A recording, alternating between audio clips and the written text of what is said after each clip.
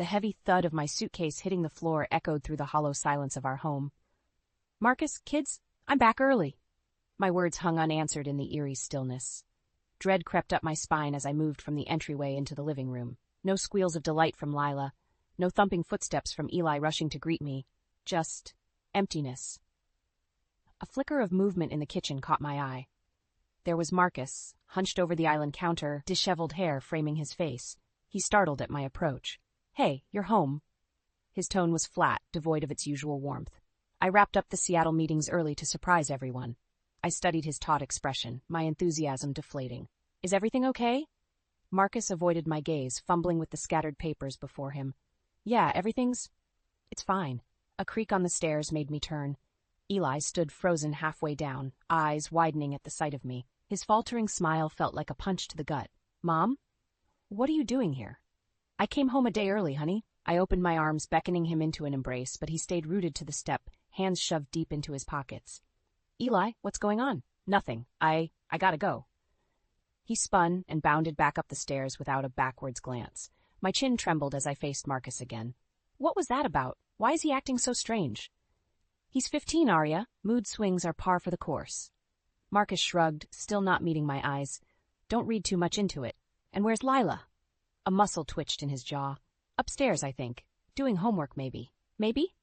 I shook my head, bewildered by the inexplicable tension saturating our home. "Okay, what is really going on here, Marcus? Did something happen while I was away?" For a beat, heavy silence pressed in around us. Then Marcus leaned forward, elbows on the counter, and expelled a weary sigh. "I'm not sure how to tell you this." My heart seized in my chest. "Tell me what?" Those 4 simple words unlocked the floodgates. As if he could no longer contain the torrent, Marcus unburdened himself in a frenzied rush. Illegal financial dealings at his tech startup to cover operational costs, a lawsuit from embittered investors, threats from some shadowy corporation about a past mistake that could ruin everything he'd built. The words battered me in rapid succession, each one a devastating blow. I grasped the edge of the counter to steady myself as the truth of his stunning betrayal settled like a leaden weight in my bones. "How could you do this?" I rasped through the lump burning in my throat. "How could you put our family at risk like this?" Marcus bowed his head, shoulders slumped in defeat. "I never meant for it to go this far. You have to believe me, Arya. I did it for us." A hollow rasp of laughter escaped my lips. "For us? Are you kidding me right now?" Twin trails of moisture streaked my cheeks. In that moment, I realized with sickening certainty that nothing would be the same. The husband I thought I knew was a mirage, an elaborate facade cloaking inconceivable deceptions. This was only the fracture line. The real shattering was yet to come. The days after Marcus's shattering confession blurred together in a haze of disbelief and anger. He remained holed up in the guest bedroom, emerging only to make feeble attempts at explaining his betrayal with flimsy excuses I didn't buy. It started out small, just cooking the books a little to keep investors happy while we worked out some product issues, he mumbled over one tense dinner, eyes downcast. But then it snowballed from there. "Save it," I spat, slamming my fork down with a clatter. "I don't want to hear any more lies." Eli flinched at my outburst while Lila shrank further into herself, her plate untouched. My heart ached for the pain and confusion they must be feeling, their family unit crumbling around them. Sleep eluded me, my mind whirring with the enormity of Marcus's misdeeds. In the dead of night, I tiptoed to his makeshift bedroom. The squeaky door hinge was all the warning he had before I barged in and hurled his phone at him. "What the hell is this?" I stabbed an accusing finger at the latest series of texts from an unknown number demanding payment by week's end. "More evidence of your deceptions?" Marcus gaped at me, rubbing the spot on his forehead where the phone struck. "Arya, please, let me explain." "No more explanations," I roared, startling him. "I want the truth, Marcus. Who are these people? What did you get us mixed up in?" For an endless, suffocating moment, he stared back at me with those familiar hazel eyes I'd once found so warm and comforting. Now they reflected only shame and regret. "They invested in my startup early on," he began in a toneless monotone. "But when things went south with the product launch, I may have misled them about our financial prospects." My hands balled into white-knuckled fists. "You lied to your investors? To fund this failing business?" A muscle ticked in his jaw. "It was more than that. I got tangled up with some people you don't want to cross. Dangerous people only interested in profits, not products." The air left my lungs in a feeble rush. A gang? Marcus, tell me you didn't borrow money from a criminal syndicate. His gaze slid away, jaw clenching in agonizing silence. The ugly truth washed over me in thick, inky waves. You, idiot. My voice dripped with venom, fists quivering at my sides as hot tears blurred my vision. How could this brilliant man, this loving father I thought I knew, be so recklessly stupid? I did it for us, he tried again, desperation creeping in. For our family, our future. I thought if I could just get the business off the ground. Our future? I shook with disbelieving rage. You put our children's lives at risk chasing some pipe dream, all for your own ego. What future is there for us now that you've dragged us into this crime world? Marcus's face crumpled, but my fury allowed no room for his self-pity. I whirled on my heel and stormed out, the implications of his actions still reverberating through my core. My husband was a criminal who endangered our family with his greed. As my fists clenched, a kernel of white-hot retribution took root. Marcus would pay for this, no matter what it took. The facade was crumbling all around us. I noticed the signs everywhere, furtive whispers from Marcus's end of our once comfortable couch, urgent texts lighting up his phone at all hours, the perpetual crease between his furrowed brows. He thought he could keep up pretenses, assuring me through tense smiles that he had everything under control, but his shaky lies only fueled the bonfire of rage flickering within me. One night, after the kids went to bed, I stormed into the dimly lit living room where Marcus sat hunched on the sofa, computer open on the coffee table. We need to talk, I stated flatly, arms folded across my chest. He startled, snapping the laptop closed. Arya, hey, what's up? Don't hate me. I narrowed my eyes.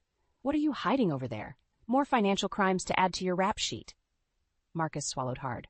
I'm not hiding anything. Just looking over some files for a potential deal, that's all. A deal? My tone dripped with derision. With who, your loan shark buddies? His complexion paled, but I pressed on, leaning in close with blistering intensity. Tell me the truth for once in your miserable life, Marcus. What kind of shit have you gotten us involved in this time? For an endless moment, he simply stared back at me, face slack with what looked like fear. A smug sense of satisfaction washed over me at having finally rattled his hollow bravado. Then, as if resigning himself to a bitter surrender, Marcus exhaled a shuddering breath and gestured weakly at the laptop. See for yourself. It's all right there. With trembling hands, I lifted the computer's lid, squinting at the parade of figures, spreadsheets, and encryptions filling the screen. At first it was indecipherable, just garbled numbers and nonsensical codes. But then, a pattern began to emerge. Strings of digits corresponding to offshore accounts at shady banks, redacted names suggesting powerful people tied to unsavory organizations, hundreds of thousands, no millions, siphoned away into those shadowy accounts. The full, damning picture solidified with ruthless clarity. Marcus had embezzled funds from his failing startup to keep creditors at bay, all while leveraging investments from criminals to keep his Ponzi scheme afloat. He'd constructed an intricate web of fraud, lies, and illegal transactions that went far deeper than I'd ever imagined. I snapped the laptop closed, pulses of white-hot rage thrumming through my body. Get out, I growled in a low, dangerous tone. Marcus's jaw went slack. Wait, Arya, let me explain. Explain? I exploded, sending the computer clattering to the floor. There's nothing left to explain, you degenerate liar. You've been robbing us blind this entire time? He flinched as if struck, hands raised in feeble surrender. No, baby, I swear it was for us.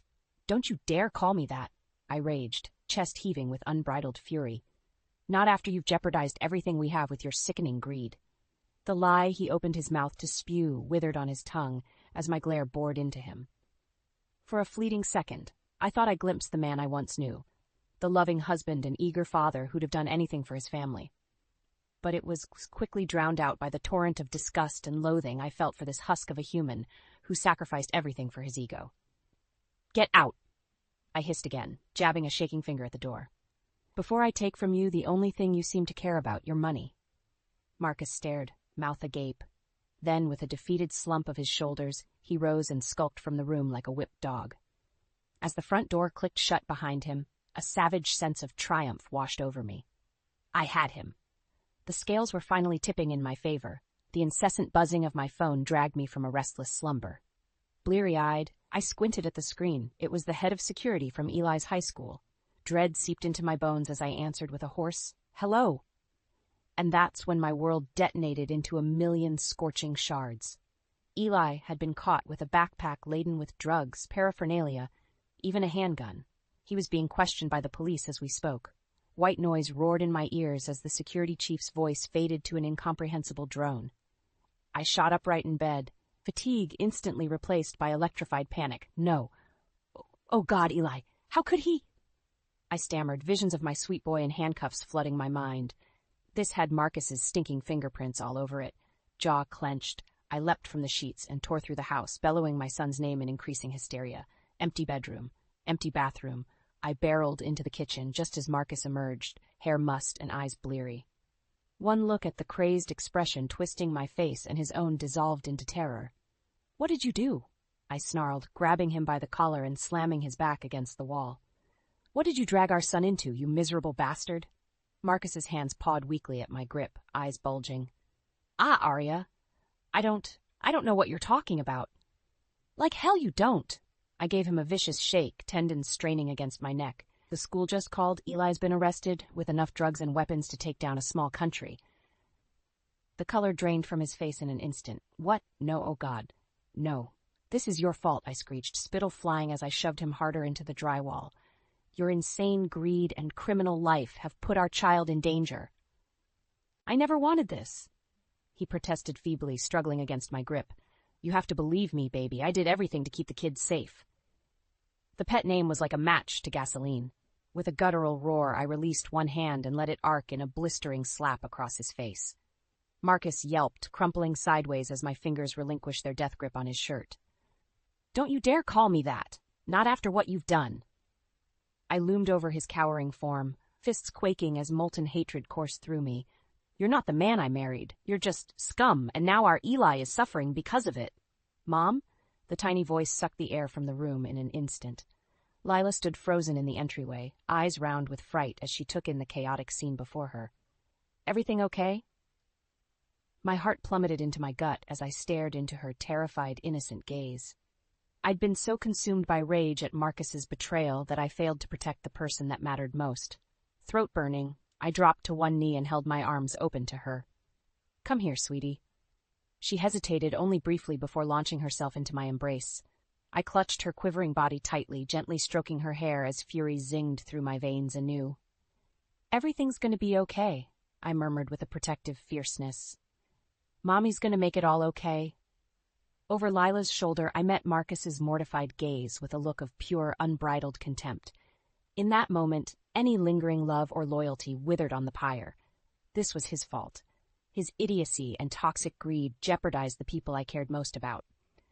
As I rocked my daughter, drinking in her familiar scent, a clarity washed over me more purifying than any baptism. Marcus had to pay, no matter what depravity it took to make him atone. Even if I had to sacrifice what tattered shreds of my soul remained, he would not escape unscathed. Not this time. In the aftermath of Eli's arrest, our home became a pressure cooker of tension and recrimination. Lila withdrew further into herself, haunted eyes flinching at every raised voice. And Marcus, that sniveling coward, couldn't even meet my gaze, much less offer an explanation. But I didn't need his pathetic excuses anymore. I had the truth, a cancerous truth that spread further the more I indulged my relentless investigation. Late nights on the home computer became my ritual, endlessly scrolling through the shadowy depths of Marcus's deceit, bank statements, encrypted files, correspondence with his criminal benefactors. I consumed it all with a ravenous hunger. Each new depravity solidified my resolve like a slab of concrete over my heart. How could this man, this hollow husk I'd once loved, jeopardize our lives so recklessly? The answer was as brutal as it was simple: greed and ego. Two fetid character flaws that poisoned his very soul until there was nothing left but a festering wound. And now those around him were feeling the necrotic spread of his selfish ambition. Enough was enough. It was time to operate. I gathered the most damning evidence: financials, wire transfers, emails implicating Marcus in fraud and racketeering, and compiled it into an airtight case to hand over to the authorities. No more games, no more deceptions. When the investigator arrived, I was ready to deliver the killing blow.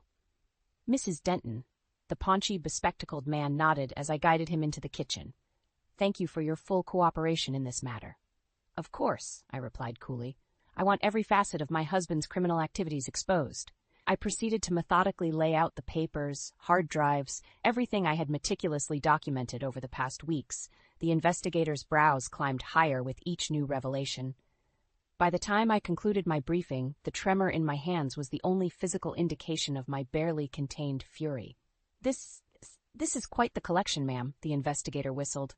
"More than enough to prosecute on a dozen different charges." A vindictive spark flickered in my chest. Good. Marcus Sanders deserves to pay for the pain and suffering he's caused. I shook my head, allowing the mask of the dutiful housewife to slip. That pathetic bastard won't rest until he's destitute and behind bars where he belongs.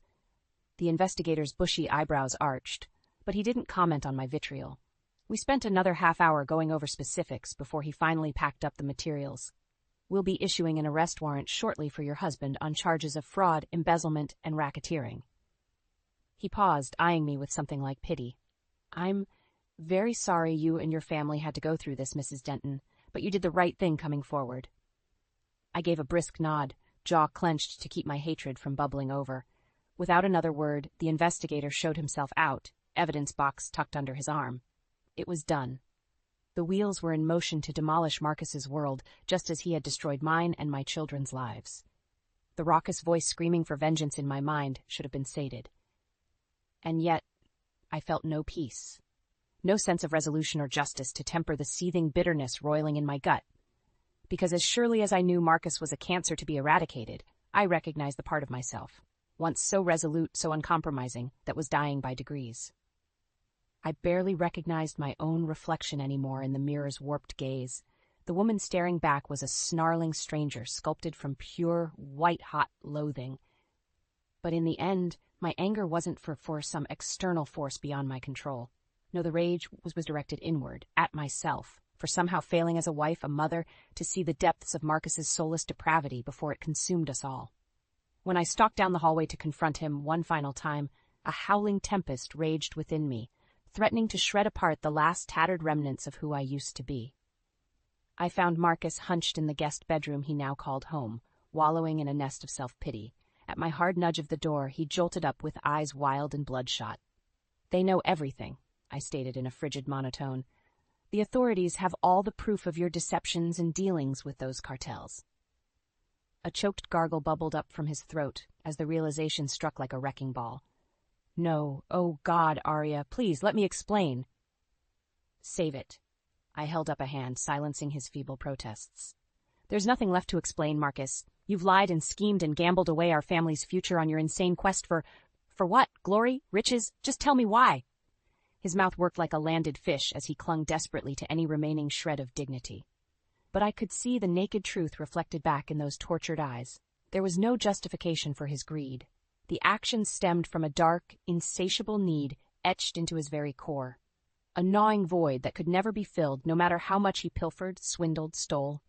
In that moment, the last vestiges of the loving husband I had idolized for over 2 decades crumbled to ash before me. "You're a monster," I hissed with unchecked venom. "A cancer that slithered its way into our lives and poisoned everything good until only the rot remained." He opened his mouth to speak, but not even words could penetrate the cyclone of rage spiraling within me. "I don't know why I ever loved you." I leveled my gaze at him, cold and brimming with disgust. "But that woman you married, the mother of your children, she's dead now, killed by your selfish avarice and egotistical drive to consume everything around you." My voice cracked, throat burning with acrid venom as a lifetime's worth of grief and torment poured forth. "I hope they lock you away forever, Marcus. I hope they take everything from you until you've paid every last penance for what you've done to this family. It's the only justice we'll ever receive." With that, I whirled and stormed from the room, Marcus's muffled sobs following in my wake. There were no more tears to shed, no revelations left to mine from the scorched earth of our ruined marriage. Only a yawning chasm of fury remained, consuming me ever deeper until I no longer recognized the monster staring back through the looking-glass. Retribution took the form of a crisply dressed man in a starched suit and mirrored shades who arrived on my doorstep with a sheaf of papers. Indictments, charges, warrants, words and phrases that washed over me in a muted drone as he served Marcus with the first round of legal proceedings. Once the formalities ended and they led my husband away in handcuffs, The investigator gave me a nod of grim commiseration before departing. I stared after them, numbness replacing the simmering rage that had been my constant companion for weeks. It should have felt like victory, or at the very least, the first pangs of closure to put these nightmares behind me. But as I turned back into the dim foyer of our home, the place Marcus's actions had poisoned, I felt only a hollow cavern where hope used to reside. Shuffling into the kitchen, I took stock of the wreckage surrounding me. Stacks of damning evidence I'd gathered still littered the counters and table, a graveyard of broken dreams and burnt trust, a reminder of all we'd lost and the vile depths my own husband had plumbed. A creak on the stairs made me turn. Lila stood rooted near the bottom steps, eyes red and puffy from fresh tears, my chest constricted at the sight. Yet another casualty of the man who was supposed to protect her. "Hey, sweetie," I managed in what I hoped was a soothing tone. "Want to come sit with me for a bit?" She worried her lip but nodded, slinking across the tiled floor to take a seat at the table. I pulled out the chair beside her and settled a hand on her tiny back, drawing her into my side. We sat in leaden silence for countless moments, her faint sniffles the only sound piercing the suffocating vacuum in the room. The mountain of documents and computer files bearing witness to our undoing loomed before us. Unable to meet that grim mockery any longer, I shifted to face Lila, brushing lank hair from her forehead. "It's going to be okay, honey. I promise," I murmured, more for my own reassurance than hers. "Daddy, he's going to go away, but we're going to be all right." Eyes brimming anew, she searched my visage with a heartbreaking innocence. "Why did he do those bad things, Mommy? Doesn't he love us anymore?" The pointed question lanced through me like a serrated blade. My first instinct was to spout platitudes, coddle her from the harsh realities for as long as possible, but she deserved the truth. We all did, after being force-fed a diet of lies for far too long. "No, baby?" I sighed, hating the way her face crumpled at my blunt delivery. "I don't think Daddy does love us anymore, not in the way he should." A shuddering sob escaped her. "But why? What did we do wrong?" "Nothing, sweetheart," I assured her fiercely, bundling her trembling form into my arms. "None of this is your fault, or Eli's or mine. The only person to blame is your father." My voice hardened as visions of Marcus's hollow gaze flitted behind my eyes. He got selfish and greedy, making choices that hurt us all terribly. No amount of love could fill whatever void lives inside him. Lila's cries intensified, tiny fists clutching my shirt as the stark reality of her family's destruction finally settled upon her young shoulders. I stroked her hair, murmuring soft reassurances into her crown, even as my insides calcified into granite. Marcus had profaned the sanctity of our household, poisoning the fruit I cherished most. There could be no atonement, no path to forgiveness after such a violation. Only a yawning, endless gulf remained, where love and loyalty once dwelled. Long after my daughter's howls subsided to whimpers, I cradled her sleeping form with a grim resolution solidifying in my marrow. Marcus shattered our lives with his hubris and villainy. It was only right that I return the favor by ensuring he bled out what pathetic remnants of his soul remained. The grieving phase was over. Now it was time for him to pay. In the aftermath of Marcus's arrest, I operated with a cold, singular determination. My waking hours were consumed with meetings at the district attorney's office, poring over the mounds of evidence, working to ensure his crimes were exposed in their full, horrific detail. I wanted every grisly facet of his deceit laid bare before the courts, so there could be no mitigating, no chance for lenience or mercy. Not after what he'd put our family through. The prosecution's case was airtight. Embezzlement, fraud, racketeering with organized crime syndicates. They had Marcus dead to rights on multiple felony counts that would bury him under the prison system for decades. Yet even with that considerable weight threatening to crush him into oblivion, he still persisted with his sniveling denials and justifications each time we were forced into the same room. "You have to understand, I did this for our future, for our family's security," he'd implore, eyes glistening with self-pity. But there was no hint of true remorse lurking in those hollow pools, only fear at facing the consequences of his unbridled avarice. "Enough with the lies, Marcus," I spat, muscles twitching with unchained loathing. "We both know there's no future for us as a family anymore. Not after you gambled it all away, feeding your selfish obsession for status and greed." The words hit like body blows, his face crumpling with each blistering rebuke. But a part of me delighted in inflicting such punishment, a petty satisfaction at, for once, being the instrument that shattered his pathetically fragile ego. In the end, that's all this came down to for Marcus: image and perception in the eyes of others. He'd do anything, sacrifice anything, to protect the mythology he'd so carefully constructed around his persecuted genius, even if it meant betraying the very loved ones who once supported that dream without question. The look in Lila's eyes when she asked why her father didn't love them anymore, that desolate, haunted gaze, would forever be seared into my psyche. Those are the moments that kept me resilient and uncompromising through the arduous crucible of litigation as Marcus's defense team tried every despicable tactic to mitigate their client's clear guilt. Their shrill cries about prosecutorial overreach and extenuating circumstances rang hollow in my ears. I was there in the courtroom, day after agonizing day, steeling my soul against every infuriating delay and objection. I wanted justice for my family and the innocents his actions had harmed.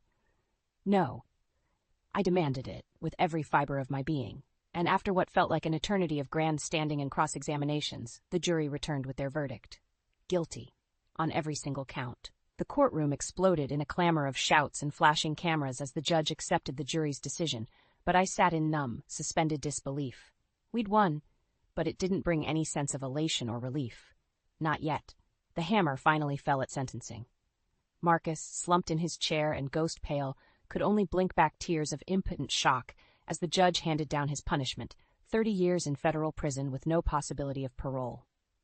The second those words reverberated through that courtroom, I felt an anvil unclasped from where it had been chaining my very soul. Breath escaped me in a feeble rush as the tension of endless months, coiled like a spring, finally released its pent-up lashings. Beside me, Eli and Lila clung to me, their own tears of long-awaited catharsis flowing freely. Marcus caught my eye as the bailiffs moved in to escort him from the proceedings. Time suspended in that fleeting instant, his desolate gaze conveying the first flickers of understanding, as if he finally recognized, truly saw, the haunting void left in the wake of his ruinous crusade. I held that stare, letting every shard of hurt and anguish he'd inflicted on me and my children bore into him one last time. This was the death knell of his hubris, the tombstone etched with his legacy, a life and family callously discarded for the hollow idol of fame and fortune. Let him carry the weight of that indelible truth into his cage, I thought with grim finality. It's the only penance befitting such reprehensible sins. No words passed between us in that stretching eternity of silence. None were needed as the depth of his downfall echoed in our harrowed, shared stare.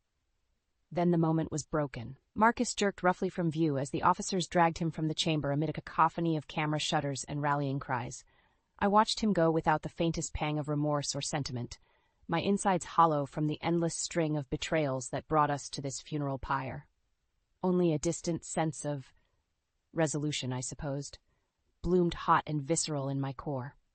A war had been won this day, but at what cost to the shredded remnants that remained of our family? In the weeks after sentencing, our shattered lives began to meticulously reconstruct. There were still debris fields to navigate, emotional minefields waiting to detonate at every turn. But each day that passed marked another footfall into the reclamation of hope. It didn't happen overnight, or even in tiny incremental steps, more like a series of disjointed lurches from yet another pitfall of despair, only to be jolted upright by a brief flash of clarity, the realization that this nightmare was, at last, in the rearview mirror. The enormity of Marcus's betrayal would always haunt us in the darkened chambers of our psyches. Too much damage had been inflicted, too many emotional scars permanently etched into Lila's and Eli's tender souls. Only time and perseverance could begin to temper those traumas into something manageable. But what gave me grim solace through those flickering stretches of uncertainty was a simple truth. I survived. We survived Marcus's vile selfishness, relatively intact, even if the legacy of a broken home followed like a specter in our wake. It also helped to confront the monster, to see his influence wither and decay as the courtroom cameras captured his reputation, obliterated beyond salvation. Public opinion skewered him as the full lurid details of his misdeeds slithered into the light of day. Within days, Marcus Sanders's name became a disgraceful punching bag, a byword for avaricious self-destruction. Investors fled, the board ousted his remaining lackeys, and began conducting a thorough accounting audit of the entire startup, cooperating fully with investigators to mitigate their own culpability. At the same time the firestorm consumed Marcus, I felt a sense of peace beginning to envelop our household once more. The hard lines softened around Lila's mouth. Eli's posture grew less hunched, as though an immense weight had lifted. And I no longer awoke with that yawning, gnawing pit of dread festering in my core. Don't get me wrong, we still had a staggering amount of rebuilding and healing to undergo. Marcus's selfish crusade exacted a heavy toll, one that would leave permanent scars even as we pieced ourselves back together. Therapy and counseling would be paramount, giving each of us the tools needed to process and move beyond this traumatic saga. But now, as the first shafts of sunrise peeked through the curtains with the promise of renewal, I could breathe freely again. With every inhale, I allowed that sweet oxygen to buoy my spirit, lifting away particles of the ash that had nearly entombed me. A new world was dawning before us, decoupled from the specter of Marcus's treachery. It wouldn't be perfect, and the road lay fraught with untold obstacles, but at least we would be walking that path free of the shackles that had bound and abused us for far too long. I turned toward the soft murmurs from the kitchen where Lila's laughter intermittently bubbled up, mingling with Eli's dry chuckles. The sound of my children's restored joy rang sweeter than any melody as I padded down the hall toward their harmony. Marcus may have callously discarded his family for his pathetic, materialistic gains, but in that choice, his ultimate renunciation of the people who once cherished him above all others, he lost everything. Meanwhile, I had somehow salvaged the remnants of mine from the scorched earth he left behind. And as I moved toward the future, leading those I loved most into a new dawn, away from the shadow of his villainy, I allowed myself a small, tentative smile. We were battered, but still intact and beating with a fervent will to persevere. This next chapter would be a battle, but one well worth waging to leave the anguish and betrayal behind. For the first time in ages, my weary soul could finally look upon the horizon and glimpse the first faint flickers of hope.